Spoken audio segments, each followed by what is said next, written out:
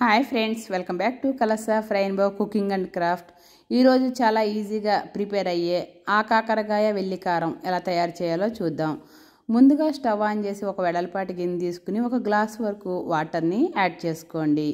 ఒక పావు కిలో వరకు కాకరకాయని తీసుకుని పైన ముచ్చుకులన్నింటిని కూడా నీట్గా కట్ చేసి ఒక 2-3 సార్లు వాష్ చేసుకుని ఆ కాయల్ని వీటిలో వేసుకుని బాగా కాసేపు ఒక 2 నిమిషాలు ఉడకనివ్వాలి. ఇప్పుడు పసుపు సాల్ట్ని కూడా వేసి పైన మూత పెట్టి ఒక 2 నిమిషాలు ఉడకనివ్వాలి. ఇలా ఉడకనివ్వటం వల్ల పైన డస్ట్ పార్టికల్స్ ఏమన్నా ఉన్నా కూడా మనకి రిమూవ్ అవుతుంది. అలానే ఫ్రై కూడా చాలా ఫాస్ట్గా కూడా కంప్లీట్ అయిపోతుంది.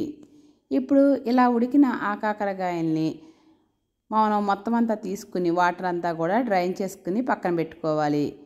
ఇప్పుడు స్టవ్ ఆన్ చేసి కడాయి పెట్టుకుని డ్రై రోస్ట్ చేసుకోవాలి. 1 స్పూన్ వరకు సాయమినపప్పు, ధనియాలు, అలాగే 10 వరకు ఎండుమిరపకాయలను కూడా వేసుకుని 1 టీ స్పూన్ జీలకర్రను కూడా యాడ్ చేసుకుని ఒక 10 నుంచి 12 వరకు వెల్లుల్లిపాయలను కూడా గర్భాలను వేసుకుని బాగా డ్రై రోస్ట్ చేసుకోవాలి. ఇవి బాగా రోస్ట్ అయిన తర్వాత వీటిని తీసి మిక్సీ జార్లోకి సపరేట్ చేసుకోవాలి. ఇవి బాగా ఆరిన తర్వాత పౌడర్ చేసి పక్కన పెట్టుకోవాలి.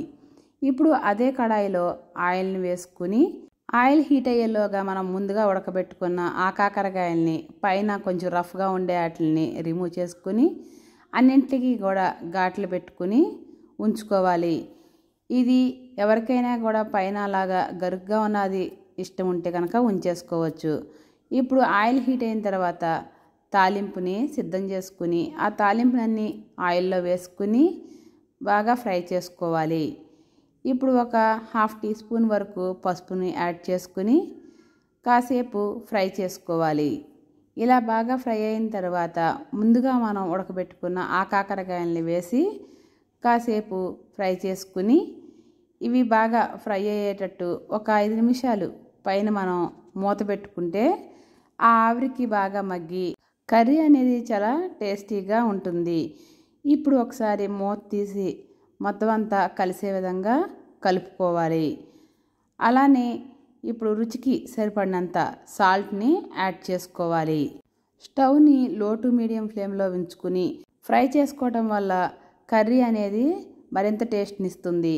ఇప్పుడు మనం ముందుగా ప్రిపేర్ చేసుకున్న వెల్లుల్లి కారాన్ని మొత్తం అంతా కూడా వేసుకుని నిదానంగా అంతా కూడా కదుపుతూ తిప్పుకోవాలి. ఇలా 2 నిమిషాలు ఉంచుకున్న తర్వాత స్టవ్ ఆఫ్ చేసి సర్వింగ్ బౌల్లోకి తీసుకోవాలి. అంతేనండి, చాలా ఈజీగా ఉండే కాకరకాయ ఫ్రై రెడీ. మరి మీరు కూడా ట్రై చేసి మీకు ఎలా వచ్చిందో కామెంట్ చేయండి.